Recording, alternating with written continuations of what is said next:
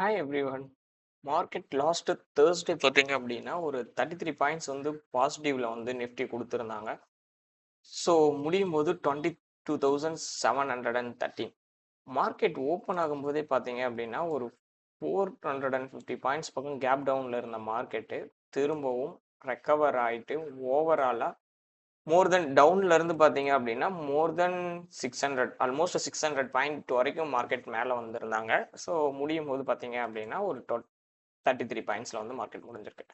So market long டேர்மில் எங்கே போகிறதுக்கு பாசிபிள் இருக்குது அப்படிங்கிறத நம்ம முன்னாடியே ஒரு வீடியோவில் கொடுத்துருந்தோம். பட் இன்ட்ராடே பேஸ் பண்ணி இன்னைக்கு மார்க்கெட் எந்த லெவலுக்கு மூவ் ஆகலாம் அப்படின்னு பார்த்தீங்கன்னா ப்ரீவியஸ் க்ளோஸ் பார்த்தீங்கன்னா 22,713. ஓகேங்களா, 713க்கு மேலேயும் 700க்கு மேலேயும் இருந்துச்சுன்னா மார்க்கெட் வந்து 22,850 டு 22,930 இந்த ஜோன் வரைக்கும் மார்க்கெட் போகிறதுக்கான பாசிபிலிட்டிஸ் இருக்குது.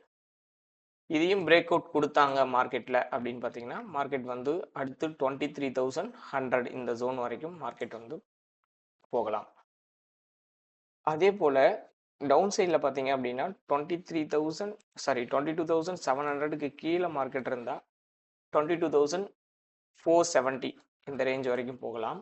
ஒருவேளை 470க்கும் கீழே மார்க்கெட் இருந்தாங்க அப்படின்னா அங்கேருந்து மார்க்கெட் இன்னும் ஒரு 100 பாயிண்ட்ஸ் 22,350 300 இந்த ரேஞ்ச் வரைக்கும் மார்க்கெட் போகிறதுக்கான பாசிபிலிட்டிஸ் வந்து இருக்குது. ஸோ 1 ஹவர் டைம் ஃப்ரேமில் பார்த்தீங்கன்னா எக்ஸ்ட்ரீம் லெவல் எந்த இடம் அப்படின்னு பார்த்தீங்கன்னா இந்த ரெட் கேண்டில் தான்.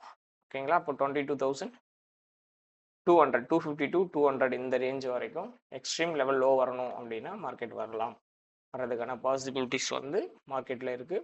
இப்போதைக்கு பார்த்தீங்க அப்படின்னா கிஃப்ட் நிஃப்டி ஒரு 70 பாயிண்ட்ஸ் பக்கம் பாசிட்டிவில் தான் ட்ரேட் ஆகிட்டு இருக்கு.